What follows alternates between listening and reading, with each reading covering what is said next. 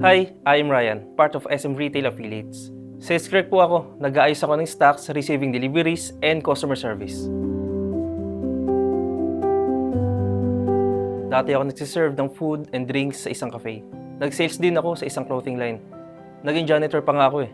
And then, naging freelance personal trainer din. Kaso, unti-unti, nawawala mga clients ko. Kasi naging busy na sila. Hindi na naging sustainable. So, na-realize ko na dapat mag-full-time job ako sa stable at okay na company. Mas ligtas kapag SM Retail job fair eh. Na-scam na kasi ako dati. For me, mas okay mag-join ng job fair. Di mo kasi kailangan maghintay ng tawag. Mamimit mo agad yung HR ng face-to-face. At saka, maraming employers na pagpipilian. Also, legit and approved pa ng DOLE at peso.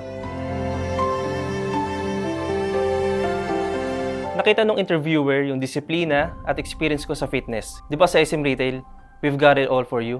Mula fashion, home, kids, sports, and anything in between. Napili ko yung Sports Central kasi gusto kong mas magkaroon ng idea in terms of sports brands. Since I'm a personal trainer, willing ako mag-start ulit pero this time sa stable na company. Tagtagal po ako dito, sir, kasi ang laki ng kaibahan sa napanggaling ako dating trabaho. Like yung management, lahat kami may boses. Hindi namin nararamdaman na ito kami, ito sila. Isa lang yung mapapayo ko. Be proud sa sarili mo na alam mong karapat-dapat ka maging part ng company na yun. Huwag mong ina-down yung sarili mo sa mga bagay na alam mong di mo kaya. Wala namang mawawala kung itatry mo. Basta give your best and show honesty. Seryoso, the best decision ko tong SM Job Fair.